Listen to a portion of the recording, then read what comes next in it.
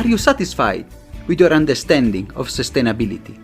If you are not, imagine a journey together, a pluralistic one, with academia, innovators, startups, NGOs, all looking for solutions to the greatest challenge of our time. My name is Samuele Tini, and this is the Sustainability Journey. And welcome to another episode. And today we will discuss with a change maker her work, her experiences in the Arctic, and their work on forever chemicals. We are pleased to host today Elena Doms. She's the head of Earth Plus. Thank you so much, Elena, for being here with us today. Hi, Samuele. Thank you so much for inviting me. I'm super excited to have this conversation with you. Elena, you have an impressive CV. You are now all over the forums. You are discussing in a meeting, the people, a wide audience discusses sustainability. But the usual question that we ask, who is Elena? Can you share your background? What also sparked your passion for sustainability? I was born and raised in the Arctic, right next to the polar circle.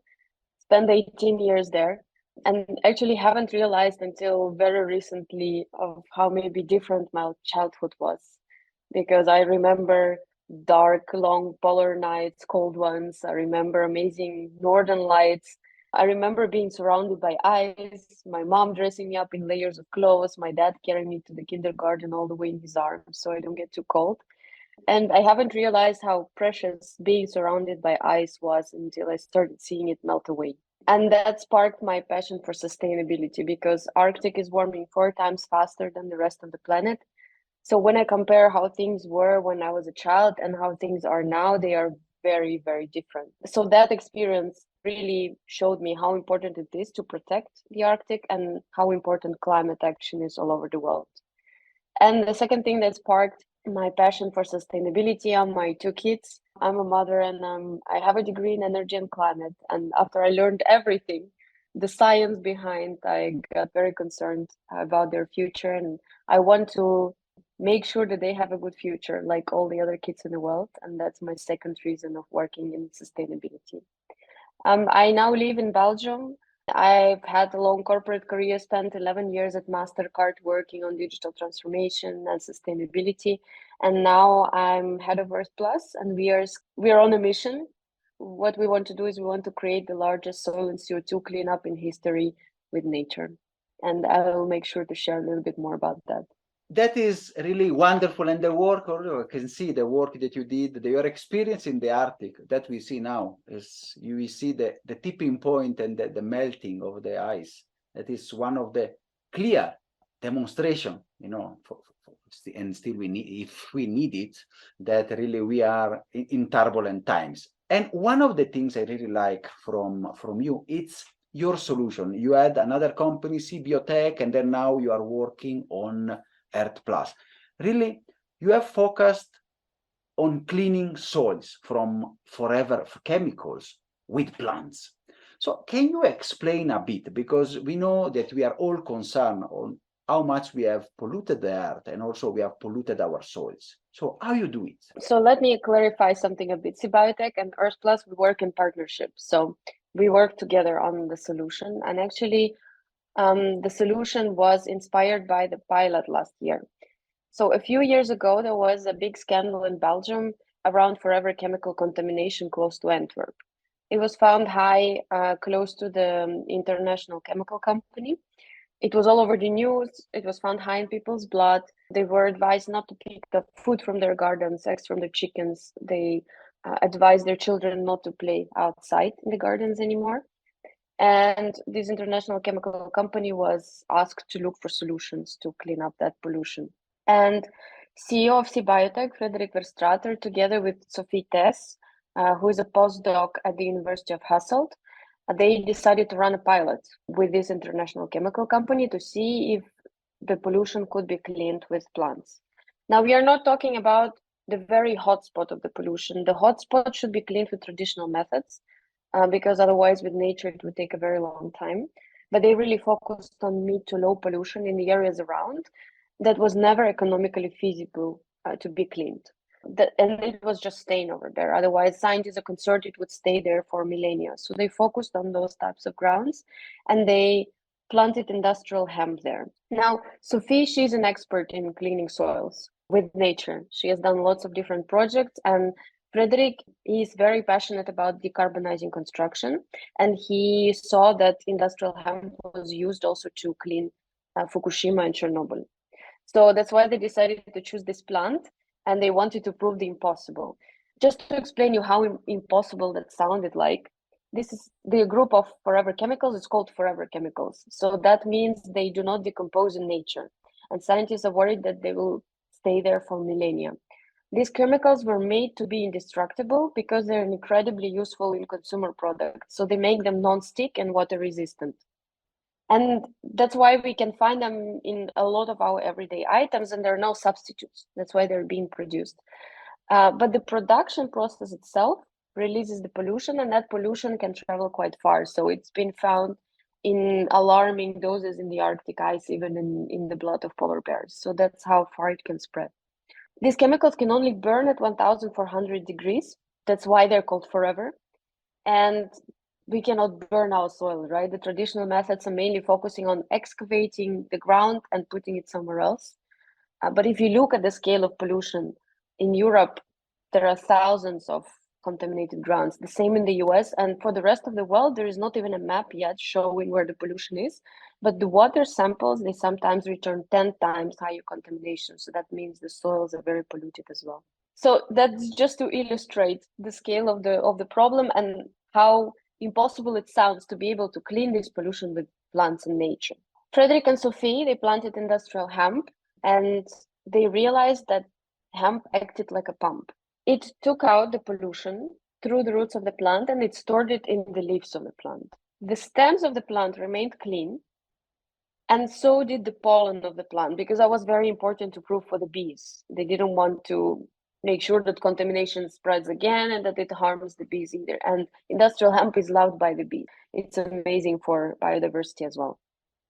So they realized that only the leaves are polluted. They split the leaves from the stems of the plant, and they destroyed the leaves at high temperatures. But the stems were clean. And industrial hemp has amazing properties. That's why they actually also chose this plant, because it grows very tall in just 3 months. It grows to 3.5 meters.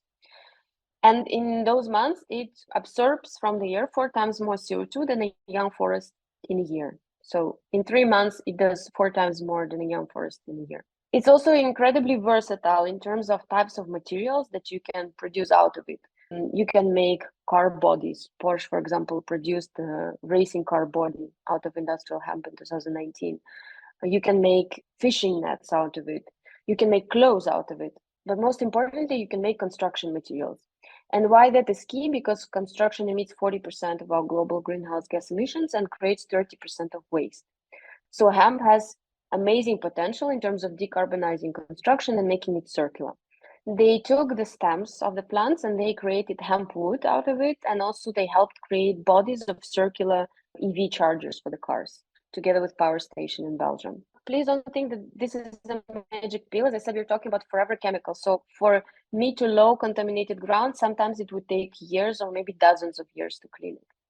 But in comparison of these chemicals staying there for millennia, in comparison to them intoxicating us and causing all kinds of diseases, and in comparison to the future of our children, I think it's an amazing solution, because while in those years we were cleaning soils, we're also massively reducing CO2 by capturing it in the plants and putting it in the construction materials, circular ones, that has amazing potential to build our cities.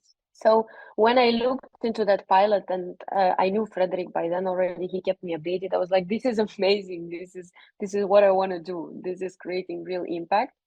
And in parallel, I also got really inspired by the ocean cleanup and Boyan Slat, who was, cleaning up our oceans. And I thought, what if we do the same concept on land?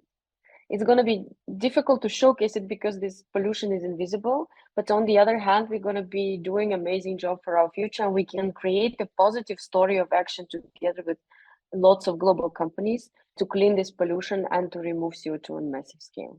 So that's what we do now with Earth Plus. It's really fascinating, and to really see a solution that is a really win-win for people, from the planet, and also I think very profitable in a way. So I want to ask a bit deeper, on Earth Plus and the war. So what are your plans?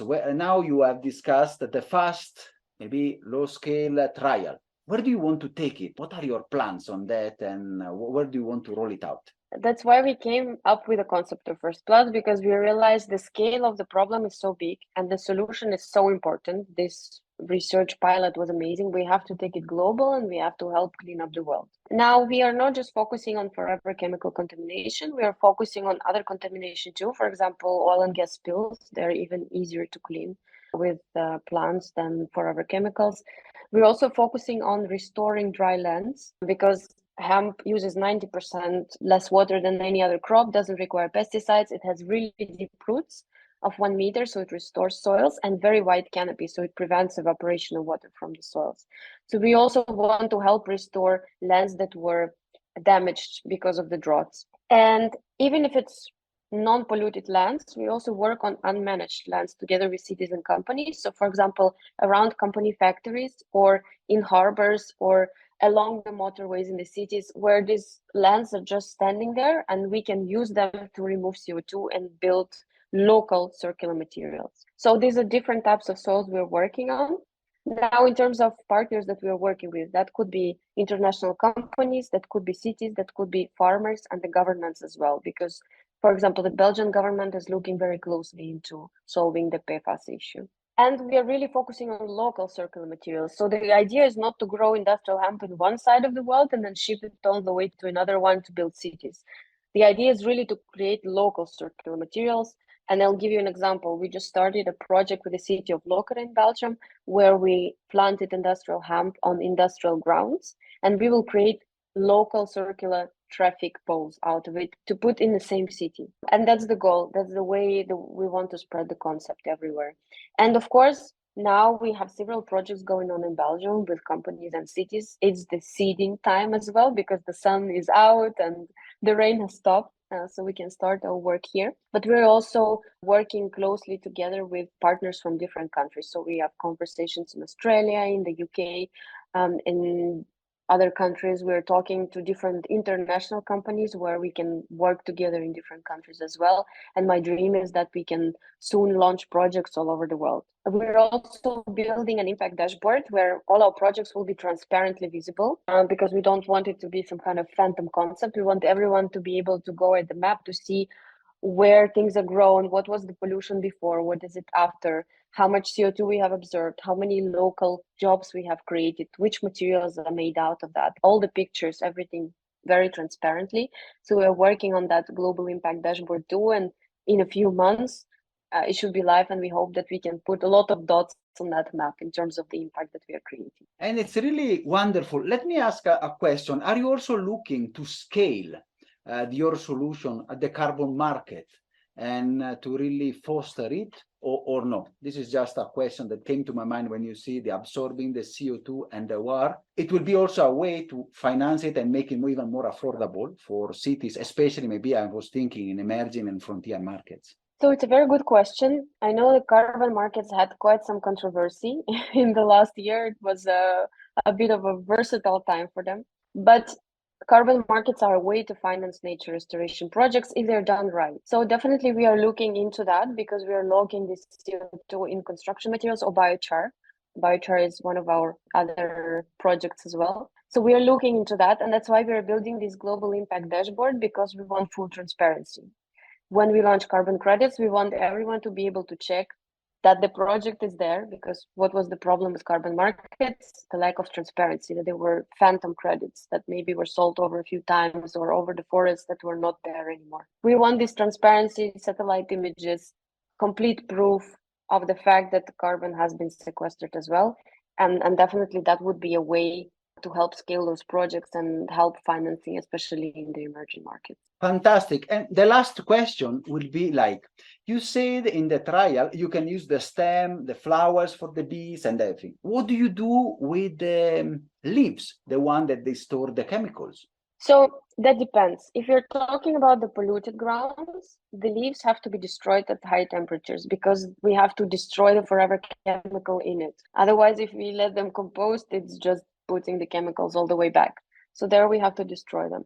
If we grow hemp on non-polluted lands, like in lands in cities or around companies that don't have contamination, then we can use the full plant to build the construction material. So then it's even more CO2 reduction and less work in terms of splitting the plant, but just using the whole of it. Thank you. And no, just a curiosity when you were discussing, and it's really interesting. So you can see it's a way, a simple way, as said, to destroy this forever chemical. I mean, and less impactful than the traditional removing the soil and then the excavators and movement. Exactly. You're very right. It's less impactful because the traditional way of removing the soil and putting it somewhere else actually doesn't really clean it. It just moves the problem somewhere. And yeah, it also creates a lot of emissions and it's also very, very costly. But as I said, we are not there to, there are other ways, right, to remediate hotspots, and we are not there to substitute the traditional hotspot cleaning. We are there to take care of the lands that right now are just sitting there that nobody wants to clean because it's just way too expensive. And we bring the economic model to cleaning them while using nature, while restoring. I think that we often think that technology and engineering will solve all of our problems, but actually nature is extremely powerful. And according to WWF, in the last 10 years, nature removed 54% of man-made greenhouse gas emissions. So we truly believe that with nature, we can have a solution. We truly believe that if we use nature, if we help nature, if we restore nature, we can get ourselves out of the mess that we have created. Yes, indeed, definitely. That is also the spirit of many of our episodes that we had before. It's really restoring nature and really use what we have to really solve the issues. And really, you have now transition and you have worked now at many forums and work. So in your journey of many discussions, you have been at many forums. So what has been the most rewarding project or experiences that you have done so far? So it took me a while to figure out what exactly impactful I can do. It was a question I've been asking myself for years. It became especially urgent during the pandemic, when everyone had a bit of time to think, and we started realizing that we are really impacting nature and ourselves in a way that shouldn't be the case. But definitely, I feel now with Earth Plus that that's something that I want to do further, and that's something that really helps to create impact. This has been so far the most rewarding project. It was also a project that we created together with Frederick Verstraete, the CEO of C Biotech.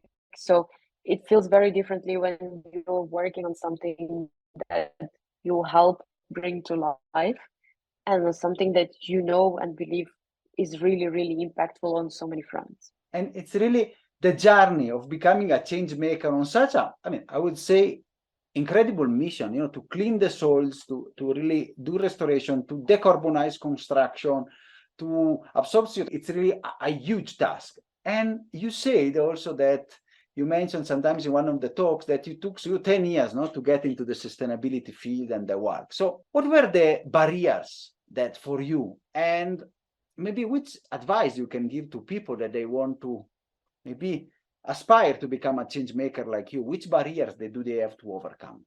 For me, it took a while because first I thought I was missing education. So I did get an education, but that did not help me get any responses from companies on my CV.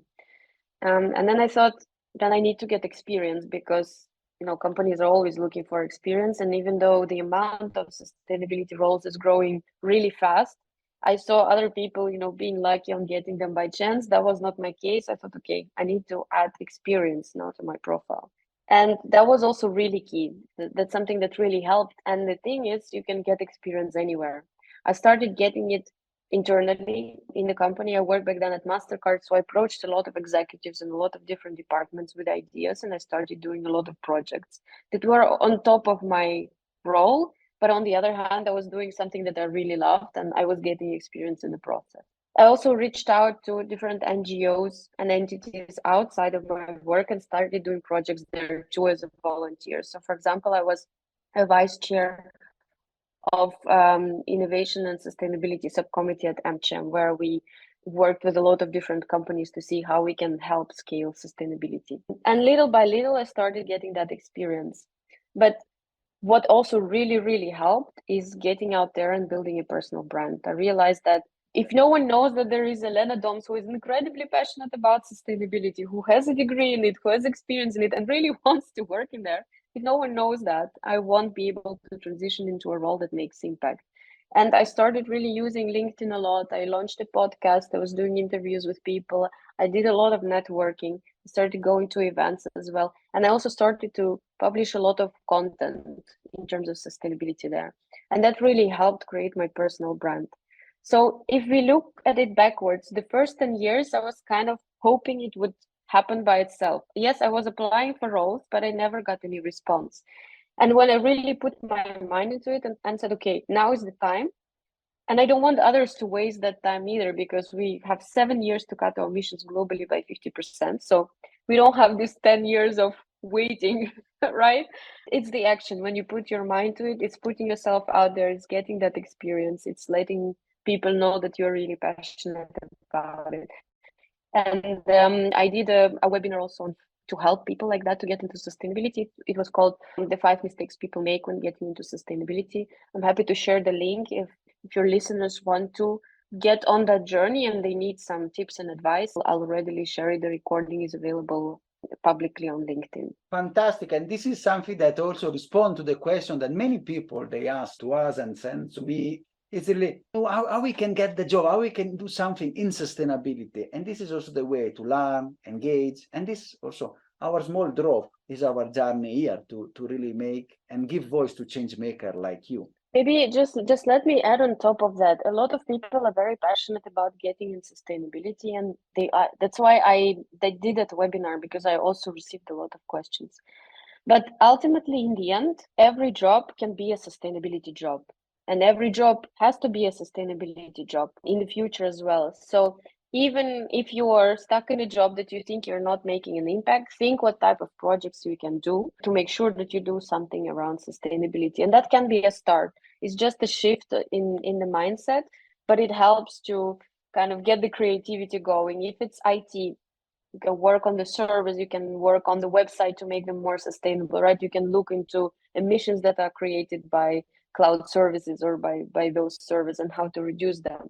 If you're working in marketing, you can see, how do I turn my marketing to sustainable marketing, and how do I market the goods that are really good? You know, any job can be a sustainability job, and that's something to take into account when embarking on this journey. And thank you for so much for that. It's your place, in every place we can do a sustainable choice and really work. So we are approaching the end of the episodes.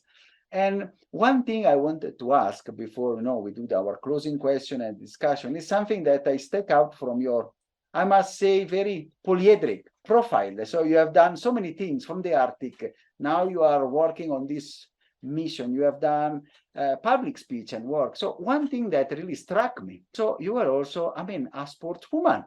And you played also for the Belgian national team on a sport that I didn't know it was underwater hockey. So a question that is also a bit more light, but not that light, because we know that this is also a good way to raise awareness and get to young people, to be aware and work. So how do you see the connection between the sport and sustainability? So let me first clarify. I was not really a member of the national underwater hockey team for Belgium. By chance, I was on a couple of trainings because we went to a swimming pool together with a friend of mine, and they said, "Oh, actually, it's closed, but we are training here. Do you want to join?" And because it's a unknown sport, but a very cool one, where you play hockey literally at the bottom of the swimming pool, they said, we are looking for new members to join our team because we don't have enough to go to the international traineeship.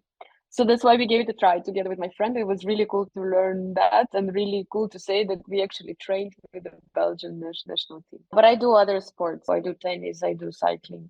I see a very good connection between sports and sustainability. And that's something that became even more evident to me in the last few years. And I can illustrate that by something I heard from the interview with the world champion and the silver medalist of the Olympic Games in figure skating. She said she doesn't focus on getting a medal or winning a championship every single day. What she focuses on is on concrete small steps she can make on this every single day that will eventually lead her to that big goal. And that's what works in sustainability as well. It's not sprint. climate change is not a sprint. Nature restoration is not a sprint. It's a marathon. And it's about choosing the small steps we can make every day eventually to get us there. Because it's an incredibly ambitious goal. We are in, not a very good situation in terms of climate tipping points, overshooting planetary boundaries and everything. So when we see how much work we need to do, sometimes it can be overwhelming. But what we can do, each one of us can do, is focus on those small steps we can do every day. And this day it can be skipping meat once. On the other day, it can be launching a new project at work. On the third day, it could be educating someone on sustainability so they know better. But it's about those steps that we can do, not once, but really every day. And for me, this is a connection between sports and sustainability. And it's really wonderful. I can see the connection from your, as you said, a decade or more to clean the soil with the hemp. It's not definitely a sprint, but it's a long run, a long marathon, which helps, in the future and really recreating and restoring nature. It's a patient work, not very visible because you cannot see those chemicals, but we know how hurting they are and how bad they are for our health and for our soil and for our planet. Just to highlight that, there was a study that came out, I think, a couple of weeks ago, that global healthcare costs related to forever chemicals are $17.5 trillion per year. So to illustrate which impact it has on our health when it just accumulates in our bodies and causes diseases, it's really a very big but invisible issue that is out there to solve. And you can see those things we don't see, but those are the ones that are harming us, so, and our nature. So that is your work, and we really wish, from the first trial now, the scaling up and the work now with the Belgium city, the second big trial and work, and the others, I can really see the movement moving on and really getting a sustainable solution for that. And I know the people that are listening to us all over the world, I'm sure they're excited to learn more and see. We will put also in the link the webinars and things, but I'm sure they want to ask, Elena, you are really inspiring from your story and we want to take some action. So what is the first step? Some you already said, but what the first step we can do to contribute to a more sustainable future? I think the first step is getting yourself acquainted or educating yourself on the things that matter most. For example, we can say, I plant a tree. That would be amazing. It solves all the issues, right? But it's important to know that to offset lifetime emissions of one person, we need up to 10, 12,000 trees. Of course, it depends on the country, but it's a lot, right? And we need gazillion of trees all over the world. That's why knowing which actions bring the most impact is the first step. There are a lot of research in terms of individual actions that we can take and what brings the most impact. The same for companies. It's the scope 3 emissions, of course. There is a pathway from IPCC in terms of getting to 1.5 degrees limit within the Paris Agreement. And they showcase which solutions need to be implemented, all of them, but they show the kind of the impact that they create. So education first is key, knowing what you can focus on that will bring the most results. And then it's a matter of making a choice, either as an individual or at your work, to go out there and focus on those key things. And fantastic, really take action, follow the journey, follow Elena and her wonderful work in restoring and cleaning up our soils. And I'm sure maybe in 1 year, we can see where Earth Plus has gone and see your wonderful story and the impact all around the world. Thank you so much, and it has been a pleasure and honor hosting you. Thank you so much, Samuel. It was really lovely speaking with you today, and I do truly hope that by next year we'll manage to clean soils in all parts of the world. Are you satisfied after this wonderful episode? Let's continue together our sustainability journey.